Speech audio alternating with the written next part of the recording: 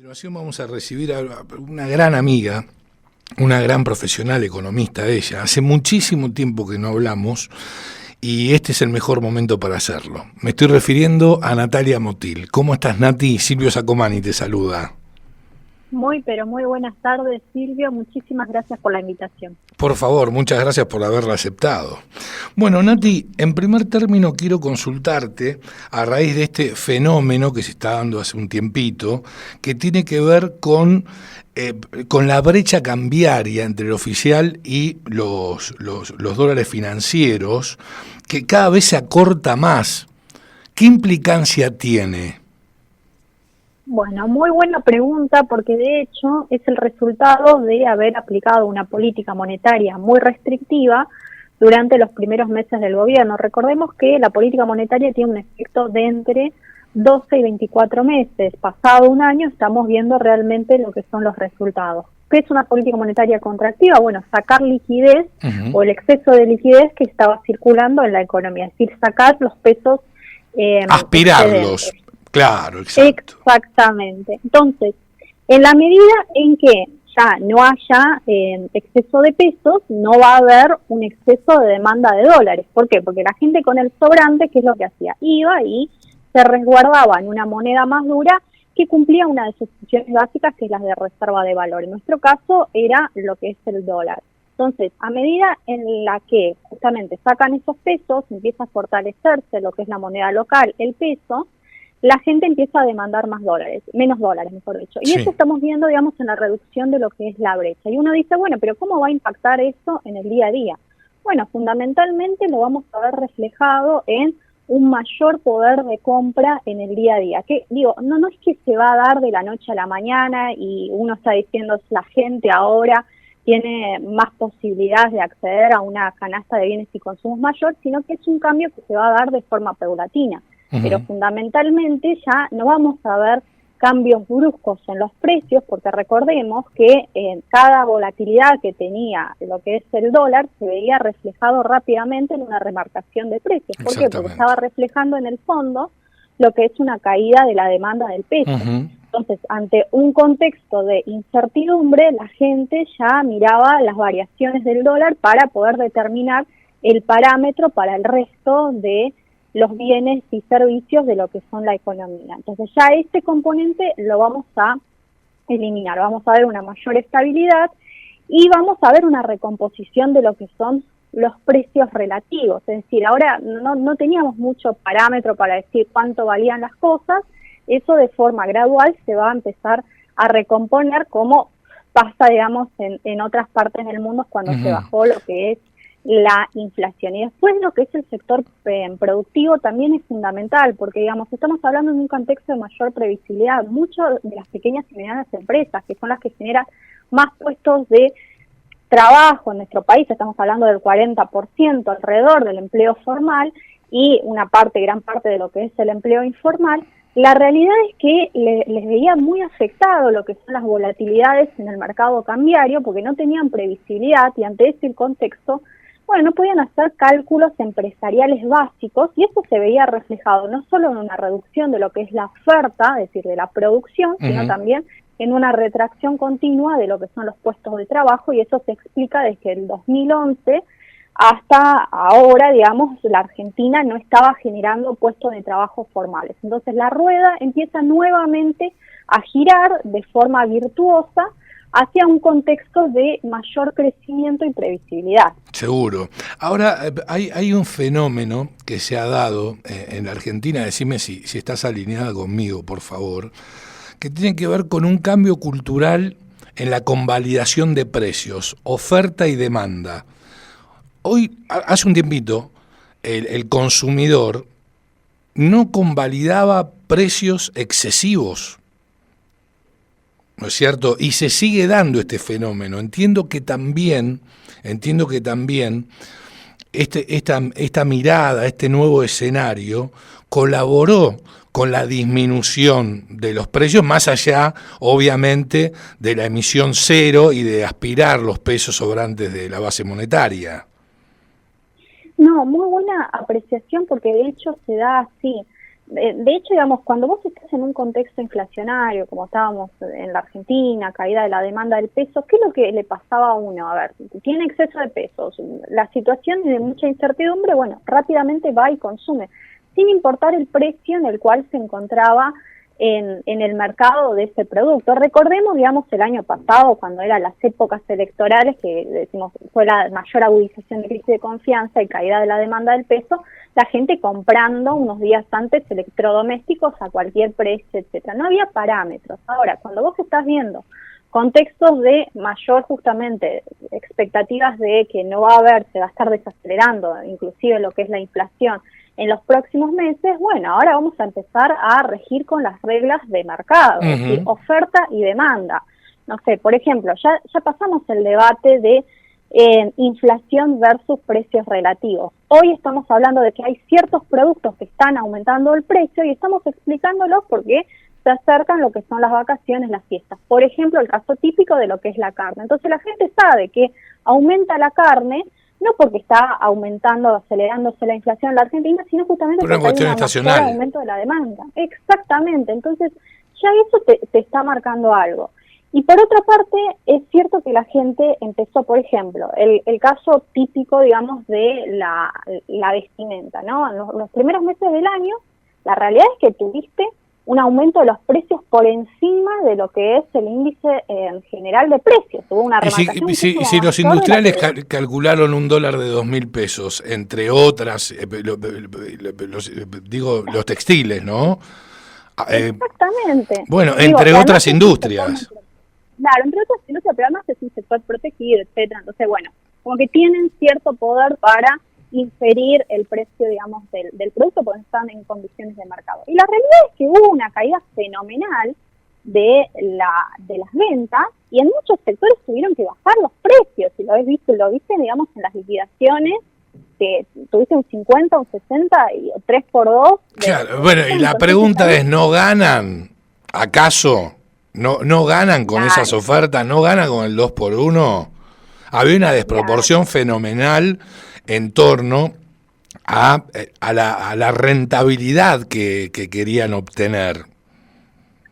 Exactamente, digo, y esto es muy típico en aquellas economías, como el caso de la Argentina, en la cual no tenés parámetro. Vuelvo a repetir, cuando vos no tenías parámetro por el cual medir, decir, si esto es caro en relación a otro tipo de productos, porque tenías, no sé, por ejemplo, lo que son los servicios públicos por el suelo, porque estaban totalmente subsidiados, las tarifas, bueno, y después tenías en ropa cara. Digo, cuando no tenés parámetros para medir, suceden este tipo de cosas en las cuales ciertos sectores se terminan beneficiando. Ahora, cuando vos estabilizas la macro, cuando ya estás convergiendo a una inflación mensual del 2% para el próximo año, posteriormente seguramente van a bajar al 1%, y bueno, ya estás, como entre comillas, no me gustan decir, pero avivadas, o que uno aumenta por encima del otro, no va a suceder. ¿Por qué? Porque con la misma cantidad de dinero circulante en la economía, la gente, ¿qué va a hacer? Cuando le aumentan los precios en un sector, bueno, automáticamente va a bajar la demanda en ese sector o va a bajar en otros, pero eso no se va a traducir al final del día. O a raíz de la apertura de las importaciones de distintos productos, van a optar por los otros productos, por los productos importados.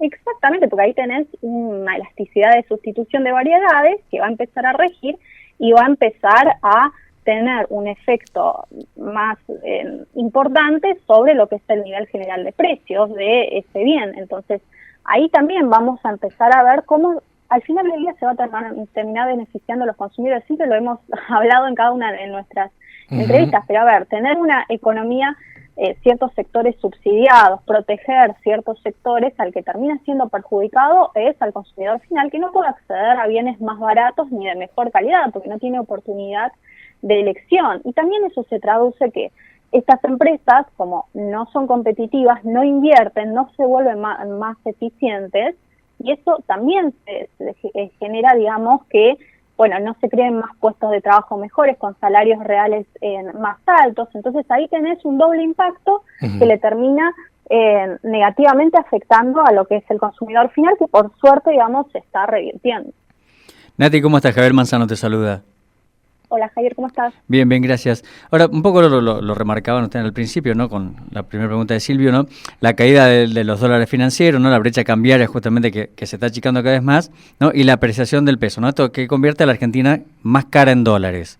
¿Esto en qué nos ayuda o en qué nos perjudica? Bueno, muy buena pregunta porque es algo que están todos muy preocupados con el tema de la apreciación. A ver, hay dos formas de corregir en caso, porque digamos las mediciones también que hacemos los economistas con el tema del tipo de cambio real tienen muchos sesgos y bueno, es también bastante cuestionable como lo ha dicho el propio presidente. Uh-huh. Pero hay dos formas de corregir un tipo de cambio atrasado. Sí. El primero es una devaluación, es decir, bueno, devaluamos como el caso, no sé, de Brasil, algunos países vecinos, etcétera. Entonces nos volvemos más competitivos con una devaluación. Esa es la opción que han escogido de forma paulatina todos los gobiernos. Ahora, está la segunda opción, que es la que no muchos hablan, y es la más difícil, eso es cierto, y no hubo muchos casos en el mundo exitosos, pero la Argentina está tomando un rumbo mucho más acelerado que lo que habían tomado estos países, que es tratar de ser competitivos o ajustar, digamos, el tipo de cambio vía dos formas. Primero, por una desaceleración fuerte de lo que es la inflación, que de hecho estamos transitando ese camino, y por otra parte, es con una fuerte desregulación y baja impositiva que haga bajar los precios de los productos, de los bienes finales, entonces nos volvemos más competitivos con respecto al mundo. Por ejemplo, la industria ahora textil que va a tener que empezar a competir y entonces va a empezar a tener que bajar lo que son los precios. Entonces, ese es el camino que ha escogido el actual gobierno y este camino tiene que ser rápido, porque si vos tardás un año en resolver los problemas o encararlos, te va a pasar como le ha pasado en su momento a Chile, en el cual optaron por esta opción, no quisieron devaluar y después tuvieron un problema en la balanza comercial. ¿Por qué? Porque se volvían caros, no nos compraban en el resto del mundo, les compraban a países que eran más baratos y bueno, tuviste ahí menos ingresos de divisas y tuviste una crisis interna. Ahora bien, la Argentina no está escogiendo el camino que escogió Chile. ¿Por qué? Porque todos los días está desregulando. Ya el próximo año están avisando que va a haber una simplificación tributaria hacia lo que son 5 impuestos nada más. Y se está desacelerando más fuerte la inflación, inclusive están por debajo, la inflación está dando mes a mes de las proyecciones de mercado. Esto es una señal muy positiva. Entonces digo, es audaz el camino que han escogido y digamos, por lo menos por los resultados positivos que han tenido los primeros meses, que muchos desestimaban que iban a poder llegar tan lejos, yo digo, le doy un voto de, digamos, de confianza en ese sentido. Ahora, Nati, con respecto al tema de Ricci, yo pensaba que iba a demorar más el tema de las inversiones vinculadas precisamente al régimen de incentivos a las grandes inversiones. Ya hay 5 confirmadas, si mal no recuerdo, por 18.000 millones de dólares aproximadamente, y se esperan 12, 14 más, y todas sumarían 53.000 millones de dólares. Esta es una gran noticia, porque además el Ricci lo que permite es fintear al cepo cambiario, ¿sí?, que consta de varias regulaciones obviamente, y le permite a los inversores girar a sus casas matrices los dólares que se requieran. Exactamente, digo, es muy bien remarcaste de que es una gran noticia. A ver, ¿por qué? Porque la Argentina, para poder, digamos, los planes de estabilización, el efecto es, vuelvo a repetir, entre un año y medio, cuando el país realmente empieza, digamos, a recuperarse. Si eso es apoyado por capitales de afuera, que es lo que un país necesita para poder crecer de forma sostenida, porque capital, ¿qué es? Ahorro que lo hiciste o lo generaste durante muchísimo tiempo. Si no lo hiciste internamente, tenés que empezar a traerlo desde afuera. Bueno, eso es lo que está haciendo la Argentina. El mayor obstáculo que tiene la Argentina en términos de capitales, que también lo remarcaste, es justamente el tema del cepo.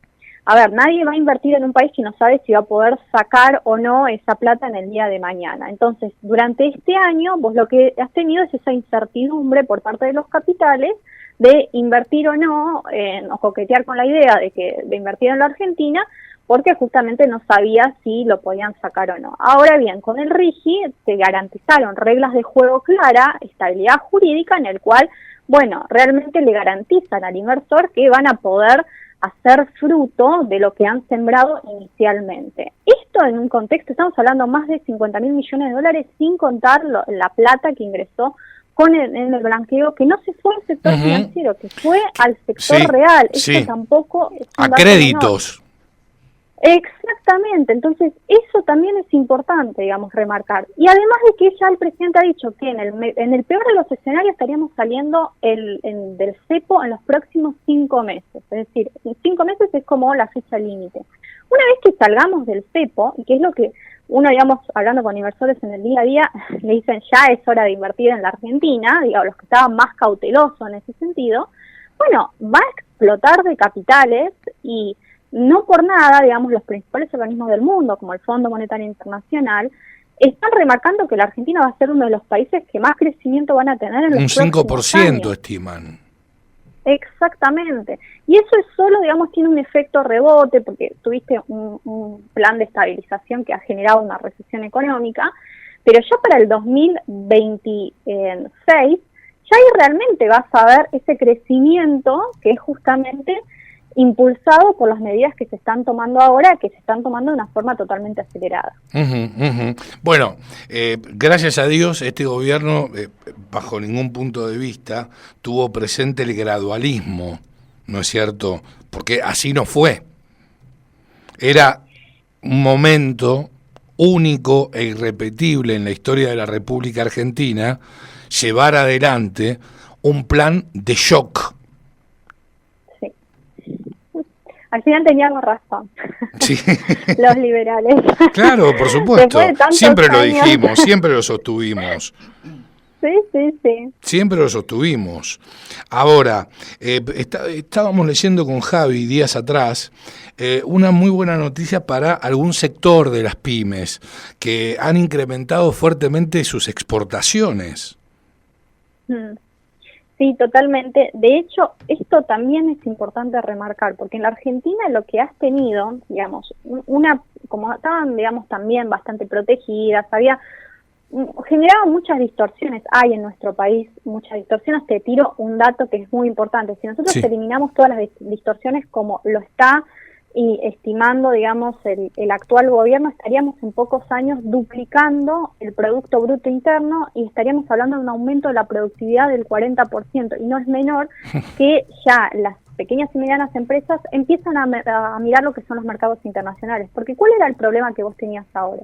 Que justamente estaban todas volcadas a lo que es la actividad local, es decir, a satisfacer la demanda local. El tema es que es bastante acotado y es muy dependiente de las volatilidades económicas. Totalmente. Entonces, tenías un mal año, un año sobre todo no electoral, y muy probablemente las pymes se veían fuertemente afectadas. Ahora bien, cuando vos ya empezás a sacarle lo que es la pata del Estado, y muchas empiezan a ver la posibilidad de colocar la producción por también muchas facilidades en el exterior.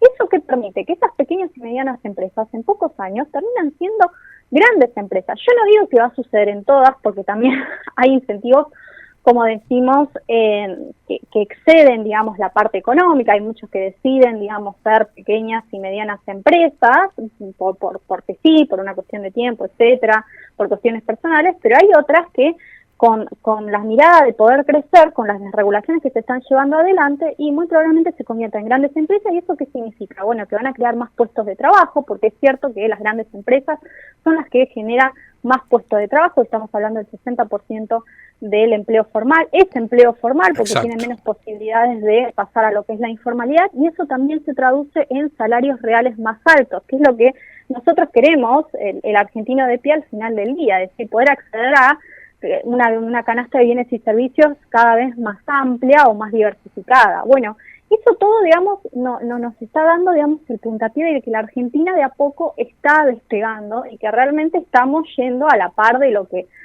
empezó a andar el mundo hace un lustro atrás. Nati, la última, al menos de mi parte, el 24 de diciembre, ¿no? Se deja de aplicarse justamente el impuesto país, ¿no? Para justamente lo que lleva más caro el dólar tarjeta, que creo que quedará alrededor de los 1.300 pesos, algo así. En una economía o en un banco central, ¿no? Que está flojito de papeles, ¿no? Está flojito de dólares, ¿eso no va a llevar justamente a que salgan justamente más dólares del país?